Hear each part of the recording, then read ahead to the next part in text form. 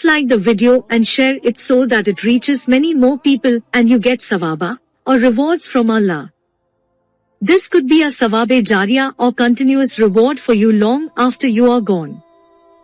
Volume 2, Book 23, number 470.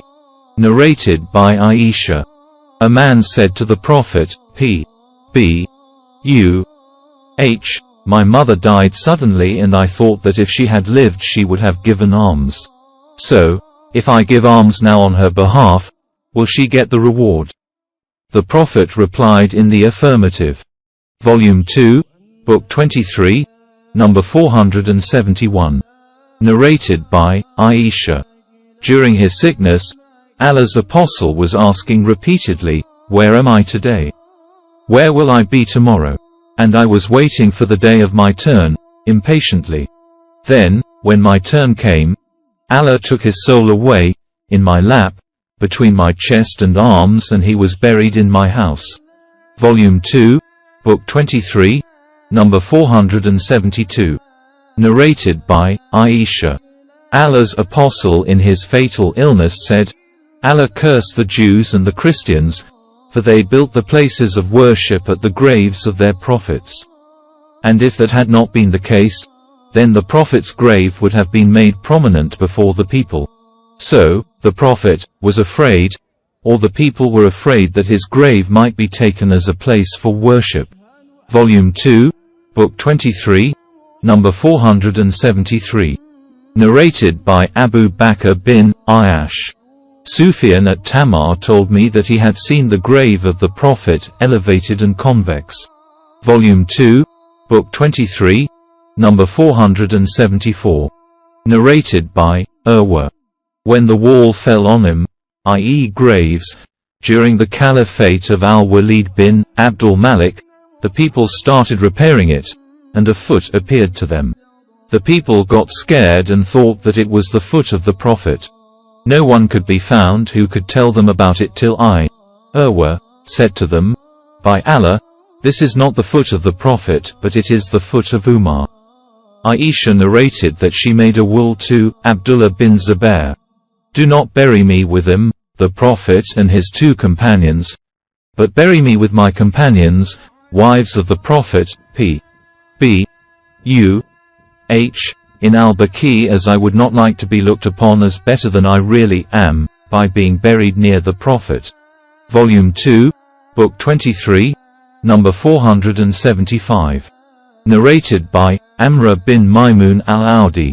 I saw Umar bin al-Khattab, when he was stabbed, saying, O Abdullah bin Umar, go to the mother of the believers Aisha and say, Umar bin al-Khattab sends his greetings to you, and request her to allow me to be buried with my companions. So, Ibn Umar conveyed the message to Aisha. She said, I had the idea of having this place for myself, but today I prefer him, Umar, to myself, and allow him to be buried there. When Abdullah bin Umar returned, Umar asked him, What news do you have? He replied, O chief of the believers, she has allowed you to be buried there.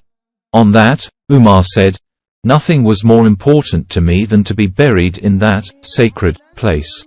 So, when I expire, carry me there and pay my greetings to her, Aisha, and say, Umar bin al-Khattab asks permission, and if she gives permission, then bury me there, and if she does not, then take me to the graveyard of the Muslims.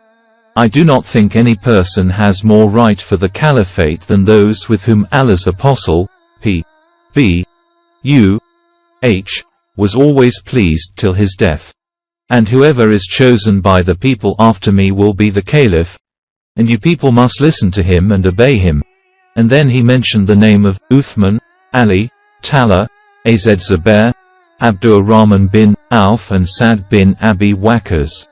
By this time a young man from Ansar came and said, O chief of the believers, be happy with Allah's glad tidings. The grade which you have in Islam is known to you. Then you became the caliph and you ruled with justice, and then you have been awarded martyrdom after all this. Umar replied, O son of my brother, Would that all that privileges will counterbalance my shortcomings, so that I neither lose nor gain anything. I recommend my successor to be good to the early emigrants and realize their rights and to protect their honor and sacred things. And I also recommend him to be good to the Ansar who before them had homes in Medina and had adopted the faith. He should accept the good of the righteous among them and should excuse their wrongdoers. I recommend him to abide by the rules and regulations concerning the dhimmis, protectees, of Allah and His Apostle, to fulfill their contracts completely and fight for them and not to tax, overburden, them beyond their capabilities. Volume 2, Book 23, number 476. Narrated by Aisha. The Prophet, P.B. U.H., said, "Don't abuse the dead, because they have reached the result of what they forwarded." Volume 2, Book 23, number 477. Narrated by Ibn Abbas. Abu Lahab, may Allah curse him, once said to the Prophet, P.B. U.H., "Perish you all the day." Then the divine inspiration came, "Perish the hands of Abi Lahab, and perish he." 111.1. Volume 2, Book 23, number 478. Narrated by Ibn Abbas. Thy Prophet sent Mu'ah to Yemen and said, "Invite the people to testify that none has the right to be worshipped but Allah and I am Allah's apostle, and if they obey you to do so, then teach them that Allah has enjoined on them 5 prayers in every day and night, in 24 hours. And if they obey you to do so, then teach them that Allah has made it obligatory for them to pay the zakat from their property and it is to be taken from the wealthy among them and given to the poor." Volume 2, Book 23, number 479. Narrated by Abu Ayyub. A man said to the Prophet, "Tell me of such a deed as will make me enter paradise." The people said, "What is the matter with him? What is the matter with him?" The Prophet said, "He has something to ask. What he needs greatly."